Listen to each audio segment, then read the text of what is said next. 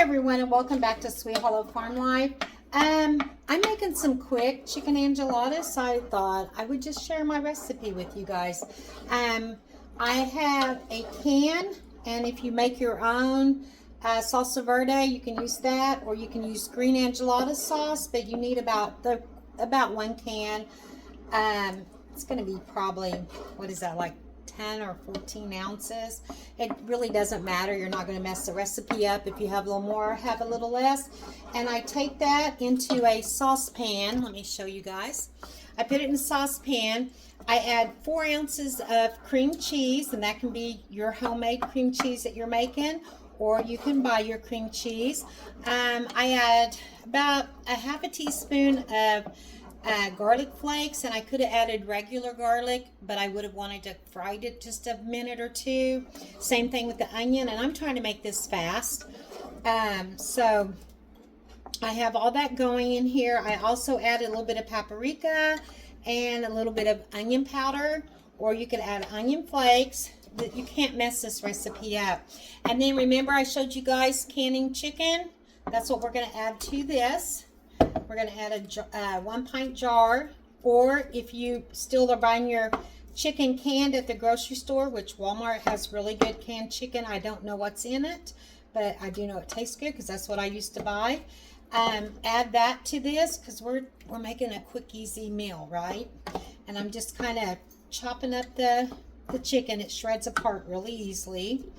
And the Walmart canned chicken will do the same thing. It'll be chunky and it'll shred up real easy. So we just want to kind of shred that up a little bit in there. And the only reason we've got it on the heat because we need to melt that cream cheese just a little bit. You guys, this stuff is so good and so creamy. At this point, if you wanted to add some heat to it, you could certainly add some flake chili flakes to it. You could add some jalapeno to it. If they're fresh jalapenos, again, you could put them in here, or you could use the jar kind too. But yeah, you could add your heat at this point to get this a little bit hot. I can't do that because of Rusty's throat, so I'm not going to be adding any heat to mine. The green enchilada sauce that I put in mine has just a little, just enough bite to it, not to hurt him, but to taste good. So, but anyway, so there we are. That's done. That's our creamy chicken sauce, and that's what will go in the middle of these enchiladas.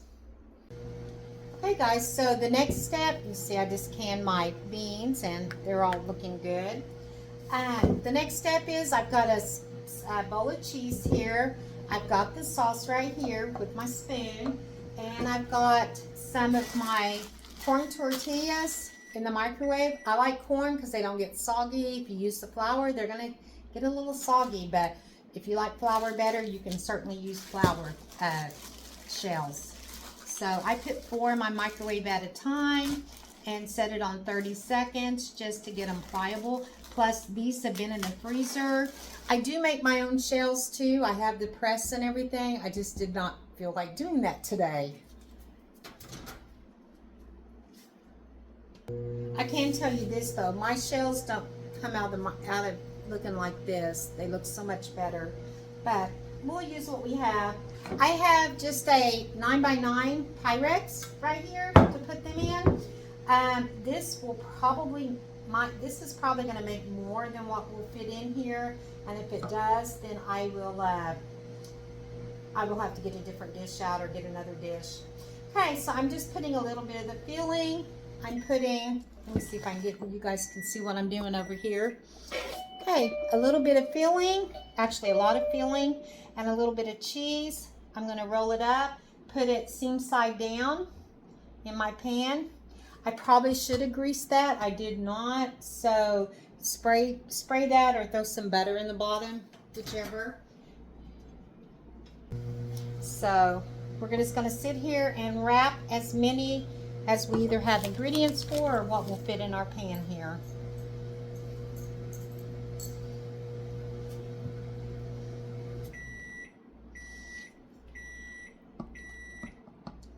I believe this should make at least 8 enchiladas easy.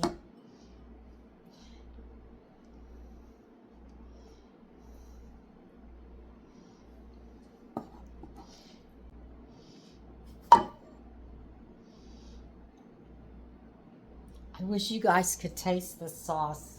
I guarantee you, if you could taste this sauce right now, you would be running and grabbing your ingredients and making you some. It is so good. The green enchilada sauce just gives it a remarkable taste. And I will be doing some canning this summer. I'm making some green enchilada sauce, so y'all will have to stay tuned for that. I have a little bit more here than what will fit in my pan, so I don't waste anything. I'll just scrape this pan and just throw it over the top of this. It's not going to hurt anything at all.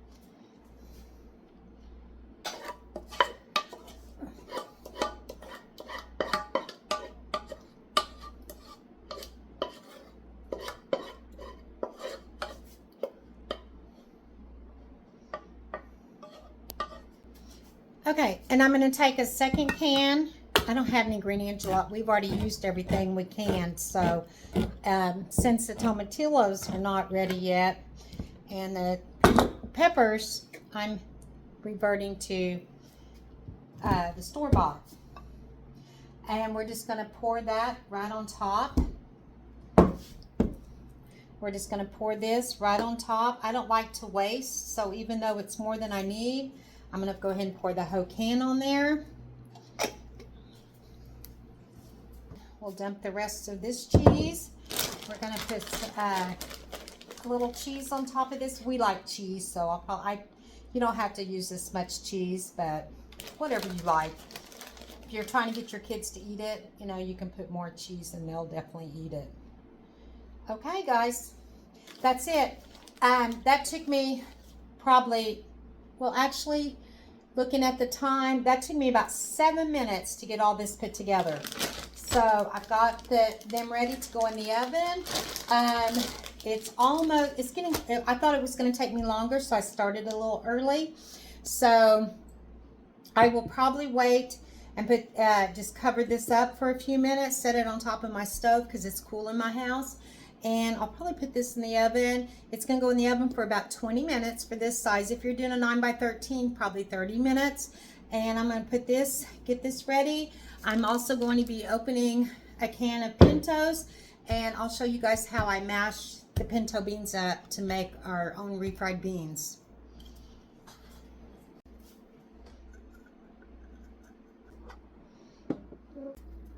Okay, guys, so the last part of this video today is I'm going to show you how I take my canned pinto beans and I make my own refried beans, and they're the best, and you don't have to season them or nothing. They're so good. So simple to do. Never buy refried beans again. And I'm just going to pour my beans.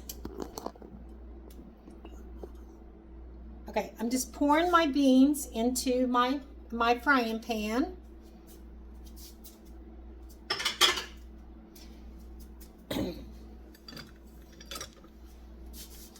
I'm going to turn this on about a medium heat, and all I'm going to do is mash these canned beans, because remember, I've already seasoned them whenever I canned them, so I don't have to do anything else to them. They're ready just to cook. And the trick to this is it looks really watery right now, but I'm going to cook this down. It'll take probably close to 10 minutes. Maybe not even that long. I've never timed it, but we're just going to cook these down to whatever thickness we want, because the longer you cook them, the more the moisture that's in there will cook out of it, so you can get it as thick or thin as you want it. It's great to make bean dip with this too. You can take this and make a really good bean dip. So, but this will just be a side dish to go with our enchiladas tonight. The enchiladas are now in the oven, and I'm just going to mash this for a couple of minutes. I don't like them real mashed, so for me, I just mash them a little, and because I love pinto beans. Okay, that's about it. Now we're just going to let this sit here and cook, and I will stir it occasionally. You don't want to just let it cook and not stir it because it will stick to the bottom.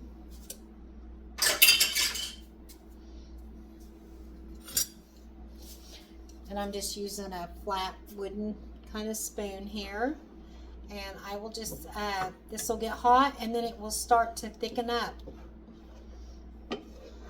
And remember, when I can these with some garlic and onion flakes and some salt. So really, you could, sometimes I have been known to cut up a jalapeno and put in here, but I'm not going to do that tonight. But yeah, you can put anything you want. If you wanted some cumin in it, or if you wanted, a lot of ways that I serve it when I serve it on the side is I'll sprinkle a little bit of grated cheese on top of it, and it's a great side dish. And I'm not doing rice as a side dish tonight because Rusty and I, we're not too crazy about Spanish rice. So I'm just going to do the beans, and I will, I thought about doing some corn, but I'm not going to. But also, you guys, at the end of this video, please stay tuned because I'm going to give you a short little quick tip on saving money. Buying one ingredient and using it for two. So stay tuned, and I'm going to put that short little clip at the end of this. And also a sneak peek into the next video, or a video coming up, is I'm going to show you guys how I take care of all that corn. I've got 50 ears of corn there. That's the first corn of this year that I'm doing, that did not come out of my garden, but I was able to get a good price on it, so I bought some. And because I don't think my garden's going to produce very much. For me and Rusty, 2 ears of corn equals 1 meal, so that's going to give us about 25 servings, which is not enough for the year because we eat corn once or twice a week, so I need at least 52. And I'm almost out of corn right now that's in my freezer. So that's going to be something else I'm going to be showing you guys in the upcoming video. Rusty also has a video, so either the corn or his video will be next. So just stay tuned for that. Okay, I'm going to get this going, and then I'll show you guys what it looks like when we're done. Okay, and see, it's bubbling. I did turn my burner down to about a medium low, but see, it's already thickening up, and it'll get much thicker if I want it to, which I do. I don't want it this thin, but it's so good. And I'm just kind of scraping. That's why I like to use this flat thing. I'm just kind of scraping the bottom to make sure nothing's sticking. So okay, so the beans are just about there because they're going to thicken as they cool also. So what I'm going to do, because my enchiladas still have a few minutes, I'm just going to turn my burner down to very, very low over here, and to keep them warm, and they'll finish cooking down enough. But you guys, I think this took maybe 5 or 6 minutes. It didn't take long at all. And you'll see what I'm talking about. There'll be plenty. They're not going to pour on the plate. They'll be plenty thick whenever I put them on my plate. Okay, so there's the enchiladas that just came out. They're bubbling all over. The refried beans are getting thick, and we're ready to make plates. Okay, so here's my plate. I'm going to try a bite. Oh my goodness. You guys, those enchiladas are so amazing. Please give them a try. I want to thank you all for watching. Don't forget to stay tuned for just a little clip of how to save some money and buy one ingredient and make 2 things with it. And don't forget to like, subscribe, and hit that bell button, and we'll see you next time on Sweet Hollow Farm Life. Have a great day. Bye-bye. Hello everyone, and welcome back to the channel. So I'm in my kitchen again this morning. You guys, I bought this off of Amazon. I think it was less than $20. It's a gallon size of chopped onions. And you guys, these are like the best onions I think I've ever bought. I'm not paid or anything like that by these people. It's Augustin Farms. I'm not even sure if I'm saying it right, but these are really good. But I want to show you guys what I do. I buy these, and yeah, I could dehydrate my own, but I don't get enough onions every year to do that, so I do buy them like this, and it's cheaper in the long run for me. But I don't buy onion powder because I make my own onion powder out of these. So let me show you what I do. I have one of these little, we call them a little malt maker, but I don't actually use it for that. It's a Ninja, and you guys, I think I paid $20 for this one year on Black Friday at Walmart, and it's been the handiest little thing I think I've ever bought. It's just a cup size, so you could use a blender for this too, or a food processor, I'm sure. But this is just small enough, and it works great for my herbs. I use this for all of my herbs, because I do plant a lot of my own herbs in the garden, and and then I'll excuse me, I've been ill, and so my voice is still coming back. I do my own herbs in the garden and bring them in, throw them in the oven on 175 for an hour or two, maybe, depending on what the herb is. And then take it out, let it cool. Always let your herbs cool, because if not, the condensation will make it all wet again, and you don't want that. Okay, I don't measure. I just throw a few scoops in here. Watch how fast this is. It just...